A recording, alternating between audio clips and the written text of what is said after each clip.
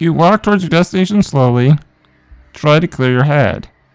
You make an effort to recall your memories of London. Its streets, Big Ben standing out against the sky. The familiar images of your home. But the memory of a band in your last exam catches you unaware, creeping up on you and crushing you in its vice. When you get to the harbor, you're bowed under the weight of your silent grief.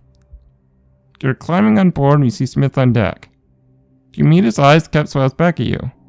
He's holding Scott's hand, the boy looking visibly better.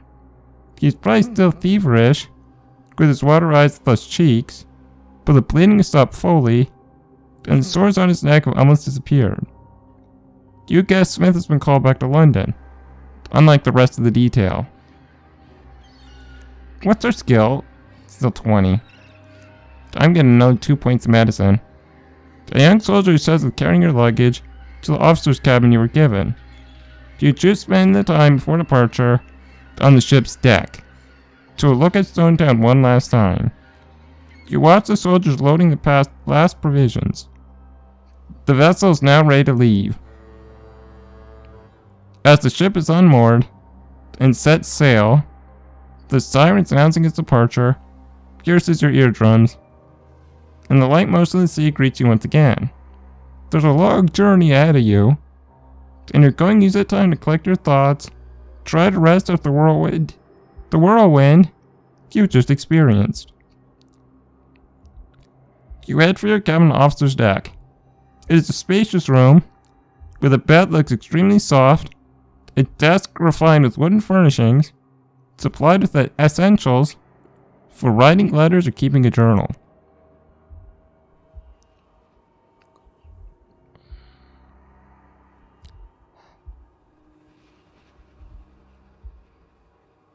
As you put away your belongings, your gaze falls on Eric McLean's diary.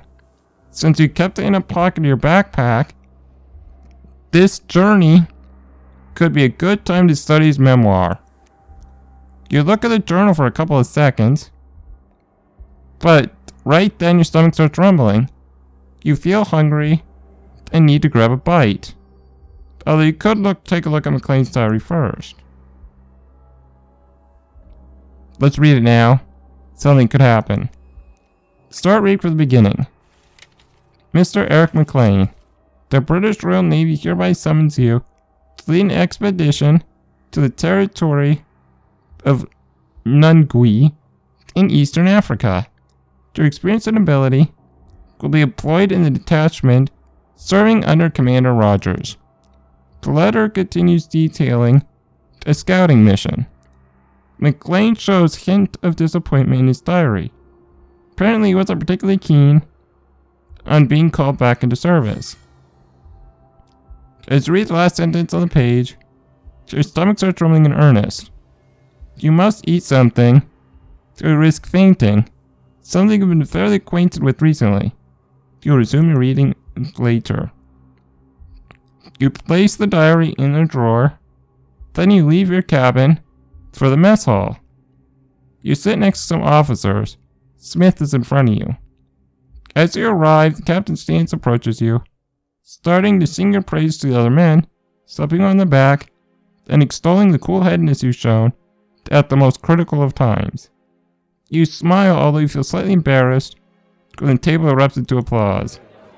In spite of the joyous moment, you can't shake the strange feeling you're being observed.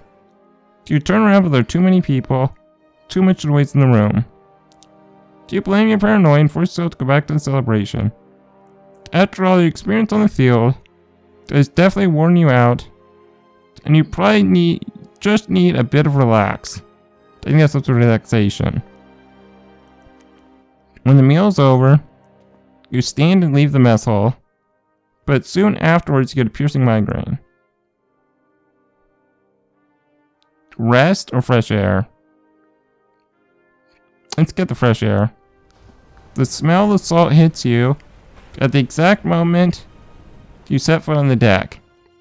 Zanzibar's shores are now far away, An vast expanse of open sea stands between your ship and the Suez port, the first stopover in your long journey back to London.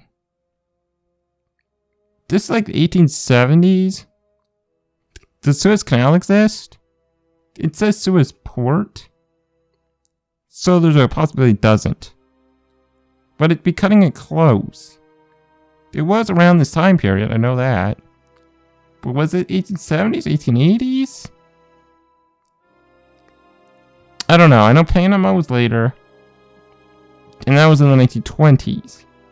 When it was completed. So, who knows? You inhale a second time, then close your eyes. Enjoying the sound of the seas. It's rolling and splashing. You lose yourself in those sensations. As a sharp throbbing, your headache fades away, disappearing almost completely. However, your exhaustion doesn't follow suit. You still feel dead on your feet, and are in dire need of some sleep. Now we go to the cabin. At least we got rid of the headache. You lie in the bed, and in a few seconds you're in a deep sleep. When you open your eyes, it is night. The ship is in turmoil. It is facing the rough, stormy sea. A rumbling thunder resounds through your room for a couple of seconds. Nice, we're on a metal ship. I guess by this point, metal ships are mostly taken over. Although I certainly probably still use some wood chips. You have faint rustling on the other side of the door, as if someone were trying to enter your cabin.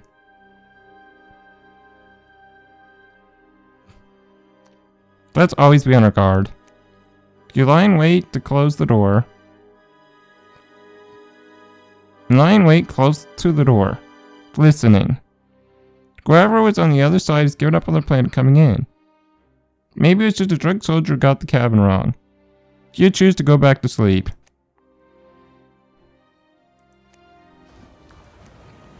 Oh yeah, okay.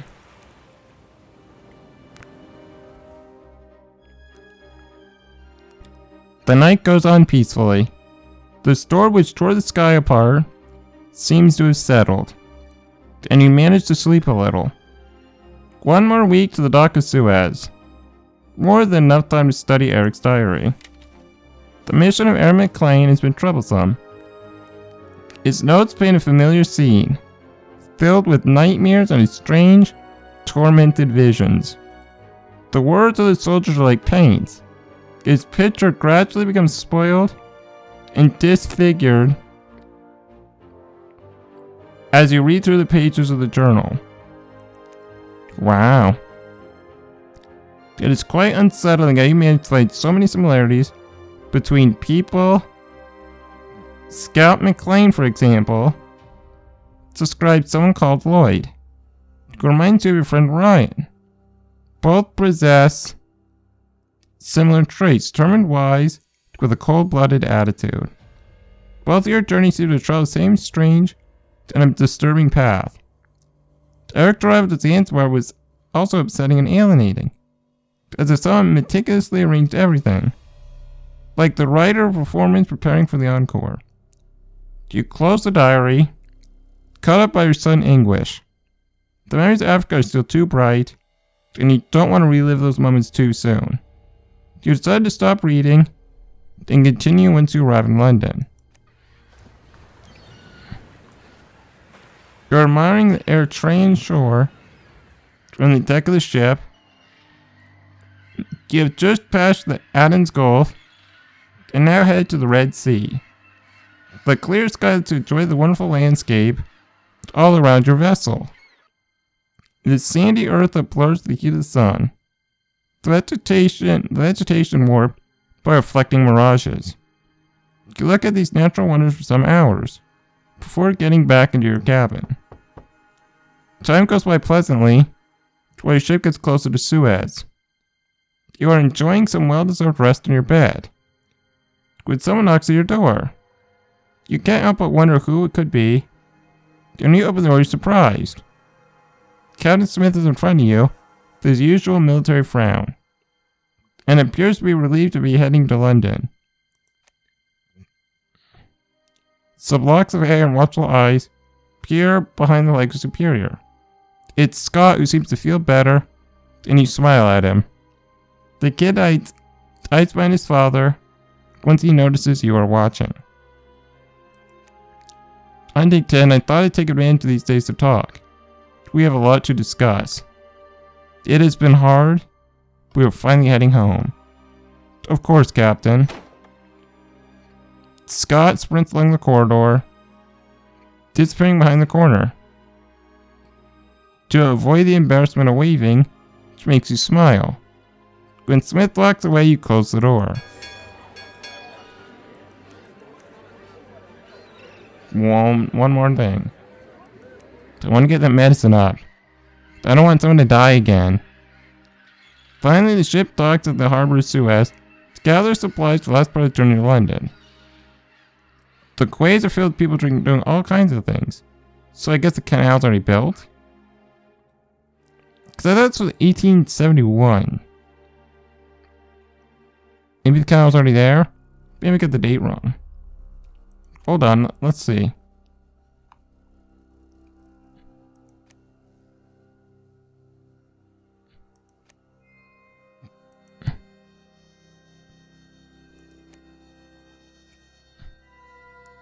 Guess not. You can't see what it is. What does my character sheet tell me? Just says when he was born. Alright, anyway. The quays are filled with people doing all kinds of things. Workers carrying huge crates. People are preparing to set sail with their fishing boats. Drunks already stumbling around at this hour of day. The streets of the town seem to hug the shore, as if they try to engulf it in a tangled maze of alleys and secondary streets. You decide that before meeting Smith, you allow yourself some free time, forgetting to be Jake Huntington, to be just a simple tourist. Suez is an incredible sight. The canal glimmering in the sunlight. Well, there we go. The canal's already been built. As if it would be set. Wait, I want to look at something. Okay. I have the date off. He was born in 1867. It is not 1871. It might be 1891.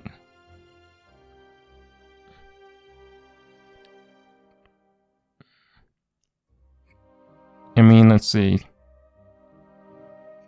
That'd make a character 24?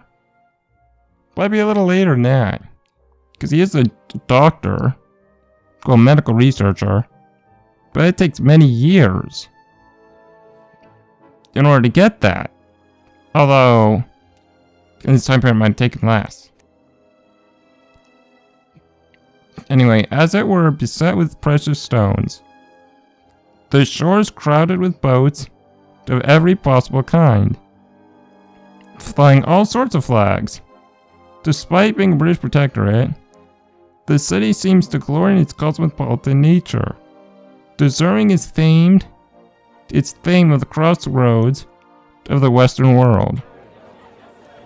Your senses are struck by the smells and colors of the bazaar, floating all around all of the stands, covered in goods you've never before seen. You become a willing captive to Suez's charm and uniqueness.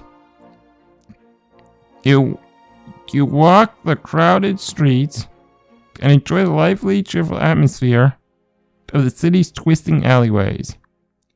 You eat the meal you've purchased, kind of local sandwich, whose name you can't really remember. You find it tasty, although a bit too spicy. You savor the simplest details.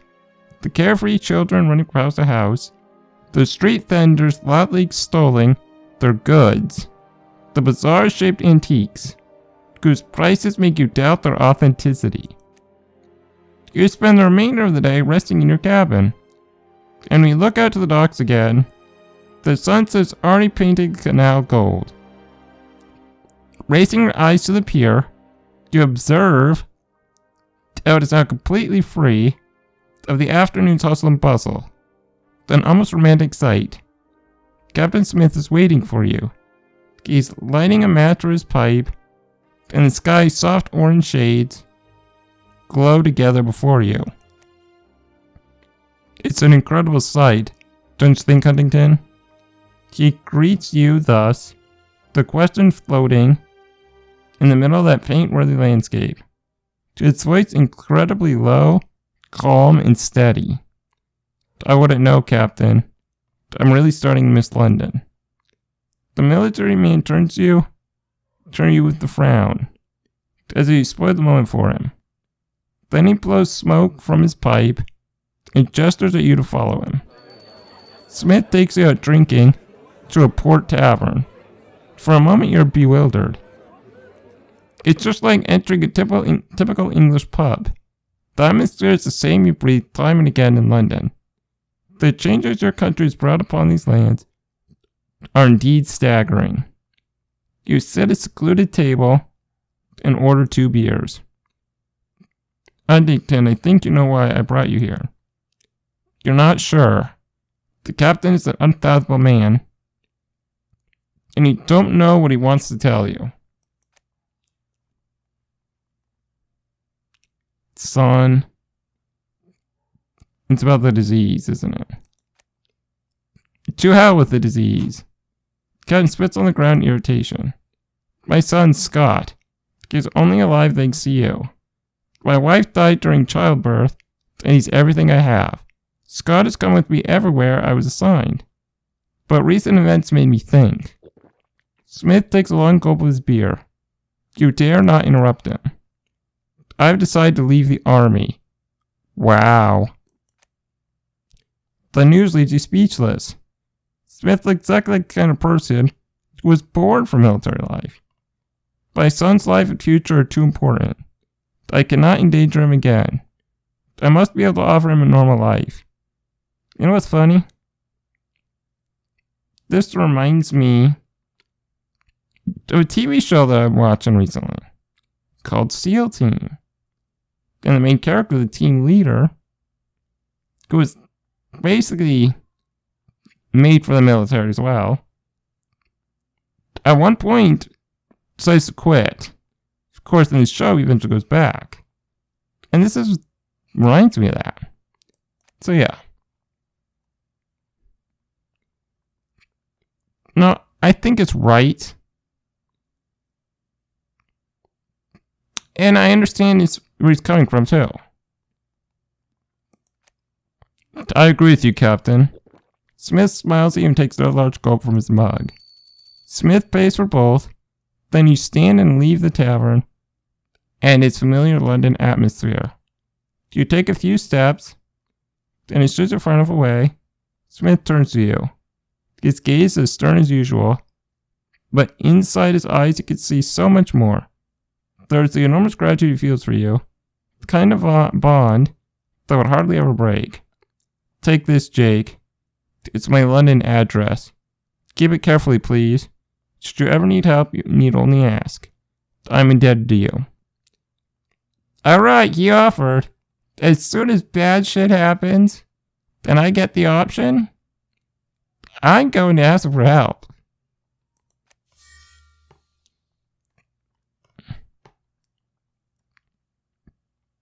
Alright, we got an achievement. Grateful for saving his son, Smith promises to help you whenever you will need. Smith certainly doesn't seem to be the kind of man to make empty promises, and the stress put in the words, I'm indebted to you, suggests that it will help you no matter what your problem is, no questions asked. No questions asked. You slip his address inside your pocket. Together you walk back to the ship. The longest leg of the journey is still ahead. Okay, it's saved. Good. Alright, guys. Well, we lost O'Bannon, but we saved Smith's son, and we're heading back to London. But we also have to wonder, why was that other guy had such a similar story to ours. What's going on? Guess we'll have to find out next time. But make sure to like, subscribe, and hit that bell button if you want to see more of this kind of content.